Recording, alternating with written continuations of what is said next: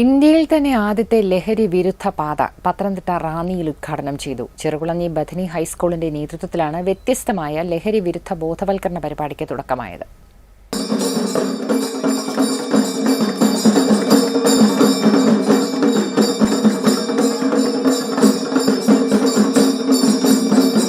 ഈ വഴിത്താരയിൽ ഇനി ജീവിതം മാത്രമാണ് ലഹരി.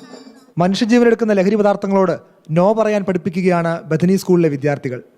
സ്കൂളിനോട് ചേർന്നുള്ള പഞ്ചായത്ത് റോഡാണ് ലഹരി വിരുദ്ധ പാതയാക്കി മാറ്റിയത്. ലഹരിക്കെതിരായ മുന്നറിയിപ്പ് ബോർഡുകൾ സ്ഥാപിച്ചു. വിവിധ ബോധവൽക്കരണ പരിപാടികൾക്കും സ്കൂളിൽ തുടക്കമായി. ഇതിന്റെ രണ്ടാമത്തെ ഘട്ടമായിട്ട് ഇതിൽ നിന്നൊരു പുനരധിവാസം, ആർക്കെങ്കിലും ഇതിൽ നിന്നൊക്കെ മാറണമെന്ന് ആഗ്രഹിക്കുന്നു വരുന്നവർക്ക് സ്കൂൾ തന്നെ അതിനുള്ള കൗൺസിലിംഗ് കൊടുക്കുന്നു. അവരെ പുനരധിവസിക്കുന്നതിനുള്ള എല്ലാ പദ്ധതികളും SPCയുടെയും കുട്ടികൾ അവർ ചെയ്തു കൊടുക്കുന്നതാണ്. ലഹരിക്ക് അടിമപ്പെട്ടവരെ നേർവഴിക്ക് നടത്താനുള്ള കൗൺസിലിംഗ് ക്ലാസുകൾ ഉൾപ്പെടെ സ്കൂളിൽ തുടങ്ങുകയാണ്. എക്സൈസ് വകുപ്പിന്റെ ഉൾപ്പെടെ പിന്തുണയിലാണ് തുടർ പ്രവർത്തനങ്ങൾ. ഏഷ്യാനെറ്റ് ന്യൂസ്, പത്തനംതിട്ട.